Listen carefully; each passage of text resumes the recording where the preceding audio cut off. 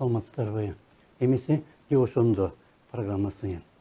Бишкектин 1-Май сотунун судьясы Айнура Сатарова кечээ күнү Өмүрбек Текебаев менен Дүйшөнкул Чотоновду актаган чечим чыгарды. Атамбаев бийликтен кеткенден кийин алардын иши кайра карала баштаган, бирок 19-жылдын 3-май күнү Жогорку сот мурдагы чечимди бекиткен. Анткимен ошол эле жылдын 31-августунда ошол эле Жогорку сот ишти кайра кароого жиберген. Эми биздин ишибиз 2017-жылдан бери бүтпөгөн марафон болду. Так ушул суд ушул жерде 2019-жылдын 1-сентябрынан бери ушул ишти карайт. Бул иштин созулушу ар кандай саясий жагдайлар менен байланышып келди. Текебаев менен Чотоновдун акталышында сот Сатарова же прокурорлор менен башка тартип коргоочулардын көп деле салымы жок. Жөн гана өлкөдөгү жалпы маанай өзгөрдү. Соттор менен прокурорлордун көпчүлүгү өз чечимдерин же акча үчүн же өйдө жактан түшкөн саясий буйрукка ылайык чыгарат. Ошондуктан Текебаев кечээ күнү прокурорлордун айыптоодон баш тартканына таң калганын жашырган жок. Бүгүн прокурорлор айыпты коюудан баш тартышты. Мен үчүн чынын айтсам бул чечим күтүүсүз болду. 3 прокурор окшошуп козулардай болуп, биринин артынан бири залга киргенде эле жаман көзү менен караган. Бирок алар айыпты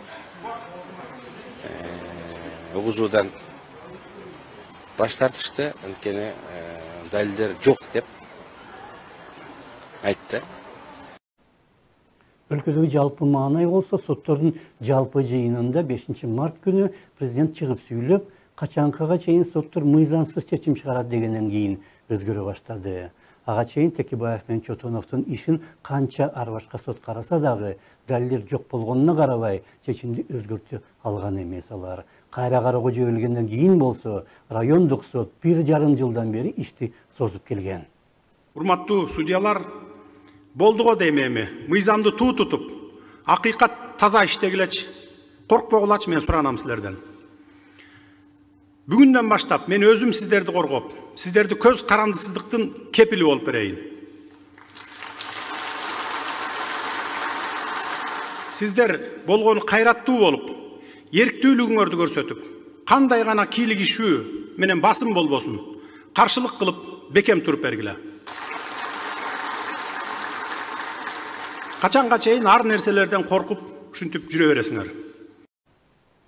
Бирок эми соттор мындан ары мыйзам чегинде гана чечим кабыл алат деп эч ким кепилдик бере албайт. Алар мыйзамдуулук деми канчага жетери да белгисиз. Текебаевдин байкоосуна караганда болсо, иштин ушундай нукка бурулганы прокурорлорго жаккан эмес. Анткени соттор, прокурорлор, тергөөчүлөр кандай туура эмес чечим чыгарса дагы, аны кийин эч качан эч кандай шартта өзгөртпөөгө аракеттенет. Башка иштерде дагы сотто прокуратура эгер айыпталып жаткан адамдын күнөөсү далилденбесе, далилденген жок деп сотту күтпөй эле айткандай болсо, тергөө учурунда мыйзамдар бузулган болсо, мыйзам бузулганын мойнуна алса, бул айыптоочу гана, репрессиялык гана орган эмес, адилеттүүлүк, мыйзамдуулук үчүн турган орган катары өзүн көргөзсө жакшы болот эле. Текебаев 17-жылдын 26-февраль күнү Венадан учуп келгенде аэропортто кармалып, 10 жыл мурда орусиялык ишкер Леонид Маевскийден $1 миллион парга алган деп күнөөлөнгөн. Бирок Маевский сотко ишенимдүү далил көрсөтө алган эмес. Ошол эле 17-жылдын 16-августунда 1-Май сотунун судьясы Айбек Эрнис уулу Текебаев менен Чотоновду ар бирин 8 жылга кесип, элдин наалатына калган.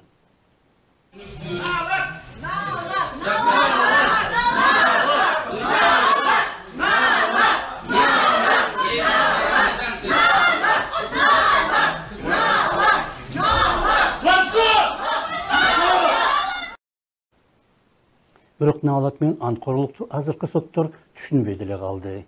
Ошондо саламатта калыңыздар.